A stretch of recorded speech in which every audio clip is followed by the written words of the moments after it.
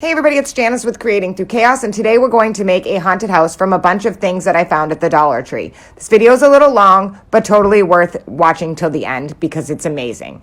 I grabbed 2 of those wooden haunted house cutouts, a wooden sign from Dollar Tree, some scrapbook paper that I believe I got at Michael's or Joann's. You can get any kind of scrapbook paper you choose.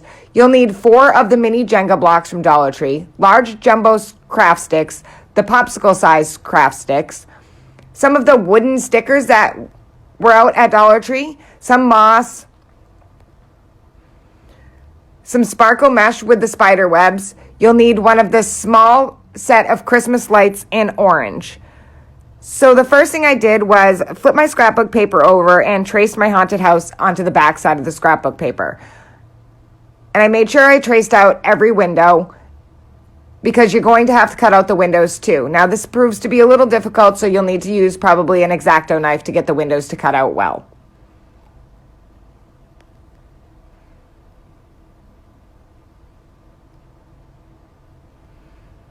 So I got it all cut out, but first I'm going to paint both of my haunted houses with black acrylic paint.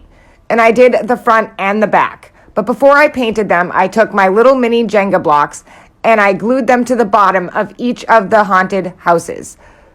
So one on either side of both of the haunted houses. And I just did this with a glue gun. And you want to make sure your Jenga blocks lines up with the very bottom of the house. And these are going to help the house stand up. Now that I have those on, I'm going to paint both sides and the Jenga blocks all black. And I just used regular acrylic paint. So once those are all painted black, I'm going to paint the sign that I got at Dollar Tree black also. The top and the edges. Now that my haunted house is dry, I can Mod Podge my scrapbook paper to my haunted house. So I just used a good amount of Mod Podge, spread it all around the house. And you want to make sure that you get around the windows and the edges really well. You don't want your Mod Podge, or your scrapbook paper, to peel up. So as you can see, I used a relatively thick coat. This scrapbook paper is actually very thick.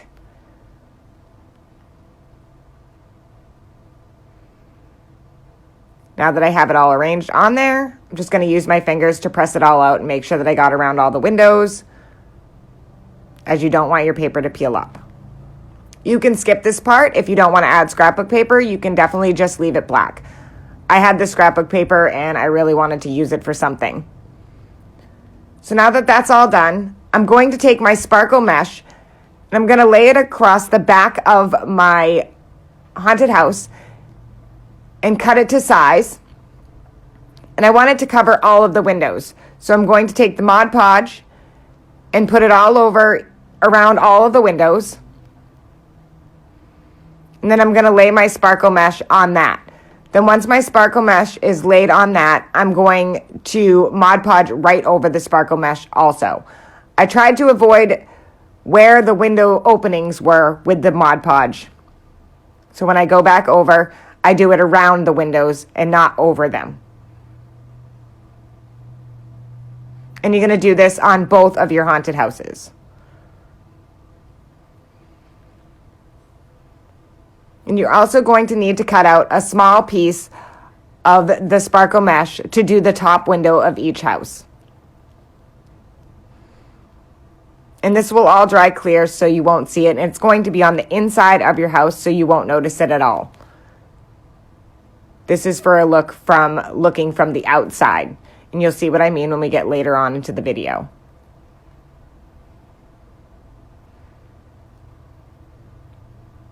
And I just cut a small square and I picked out an actual spider web off the sparkle mesh. And then again, I Mod Podged around the window and then just stuck the mesh on there and then Mod Podged around it again. Now you'll have some extra laying over. You just take your scissors and cut that off. And now I'm just cleaning up what seeped through the windows. You can see the Mod Podge kind of came through. Next, you're going to take your popsicle sticks. You're going to line them up with the windows and cut them to size. And I just used a pair of cutters to do so. You're going to do that for every window on your haunted house. Next, you're going to paint all of those little shutters black with black acrylic paint. And you want to get the edges, and I did the back sides, you don't have to. And you're only going to cut out enough shutters for one of the houses. You don't need to do both. Unless you choose to, you can also do that if you'd like. My focus is going to be on the front of the house.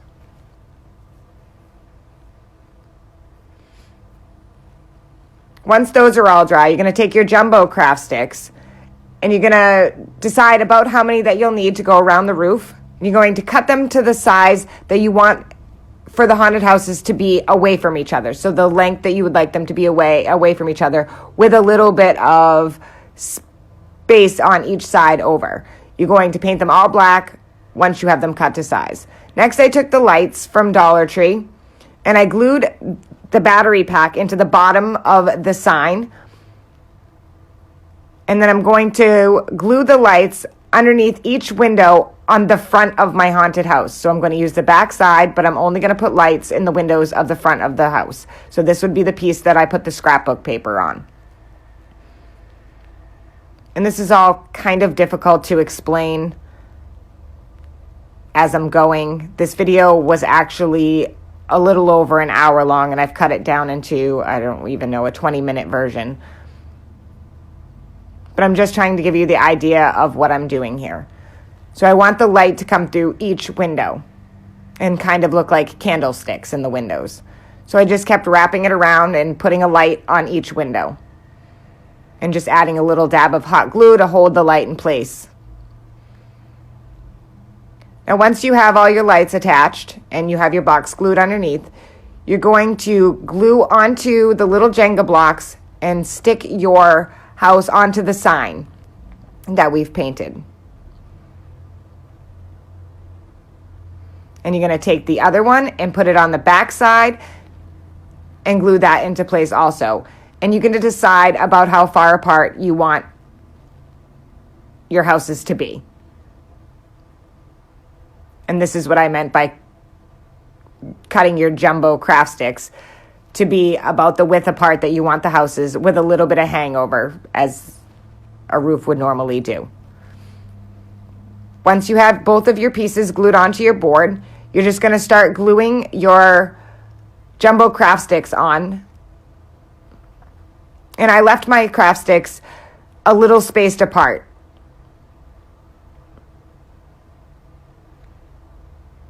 They don't have to be right next to each other. So on these little edges, I only needed one for each. On each eave of the house, I think I only used 2 or 3. And you'll see in the pictures that I'm showing. Then I took one craft stick because I had extras and laid them across diagonally on top of the roof. As you can see, I only used 3 for each side of the top of the roof, 3 for each side of the eaves. Now, once you have all of your popsicle sticks attached, you can take your shutters that you made, and I dry brushed some white over them and then kind of wiped it off with a paper towel. I didn't want them to be fully black or fully white because they'll just blend into the scrapbook paper on the front. So I kind of let some of the black come through, but I wanted them to be able to be seen. Once you have them all painted, you can start gluing them on their windows that they belong to. So you'll have to just size up and remember which ones go where, and you're going to glue them on either side of the window. I decided on the front door not to have shutters. Instead, I put the 2 popsicle sticks in an X and glued that across the front door. And isn't this super cute already? I absolutely love this project. This is probably one of my favorite projects I've ever done. It let me be super creative. So now I'm going to grab those wooden stickers that I got from Dollar Tree, and I'm going to paint all of the bats black the ghosts white and the pumpkin an orange color. When I did the pumpkin, I actually left some of the black paint on the brush so that it would look dingy and rustic and kind of scary looking. So I left a little bit of the black paint on and then dipped it into the orange. And I just painted all the ghosts white, and I just did a quick coat. And you can also take some of the black paint and dry brush over the ghosts if you'd like.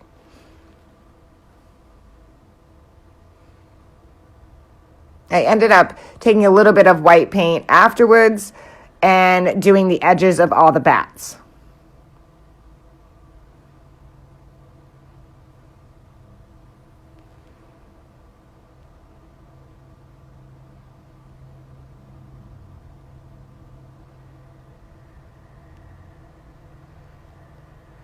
Now you can start gluing these on wherever you'd like them. I did 2 ghosts coming out of the windows. I added the bats on some of the shutters and on the eaves of the house. And I glued the pumpkin to the front in between the 2 windows. I tried to make it look like the ghosts were coming out of the windows. Then I just added the bat to the tip top of the roof.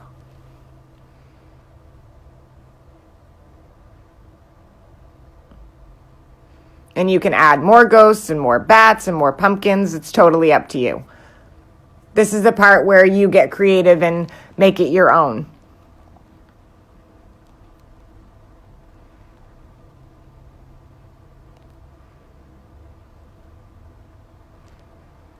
I had some of this sparkle florally stuff from Halloween a couple of years ago, and I believe I saw it at Dollar Tree again this year. So I just grabbed a small amount of it and put some hot glue down on the front, on the side of the house, and I stuck that into the hot glue, and then I hot glued around it to make sure that it was holding well.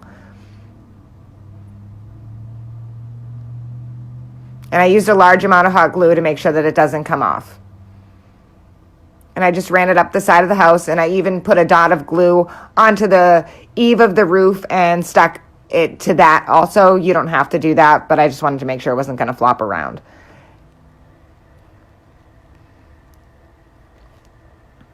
And this stuff has got like a wire in it. I'm not really sure what it's called, but I absolutely love it, and it looked creepy, so I thought it would go good with my haunted house. So again, I'm just going to take 3 small of the twigs of it, put some glue down, stick it into the glue. Let the glue set a little bit. And then I added some more glue. Next, from the popsicle sticks, the jumbo ones, I noticed that they looked like little graves after I had cut them. So I just painted them, a couple of them black, and decided to use them for graves in the front. Next, I was going to add my moss. So I added the moss all to the front, the sides, and the back of my sign that it's sitting on. And I just did this with hot glue. I put a ton of hot glue on and just started sticking the moss all over. And I did it on top of the glue that's holding the little trees so that you wouldn't see that anymore. And I went around the whole house doing this with this moss.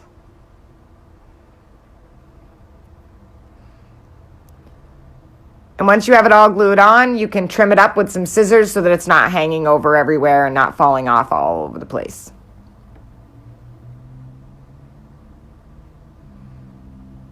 Again, you could use Spanish moss if you want. This is the time where you make this your own. I absolutely love how this turned out. Like I said, this is one of my favorite projects. Next, I just added the little graves to the front. And I even added a couple of pumpkins, which I don't show. They were just little mini pumpkins, and I painted them orange and added some black over them to make them look spooky. I really hope you enjoyed this project, and thank you so much for watching, and please don't forget to sprinkle.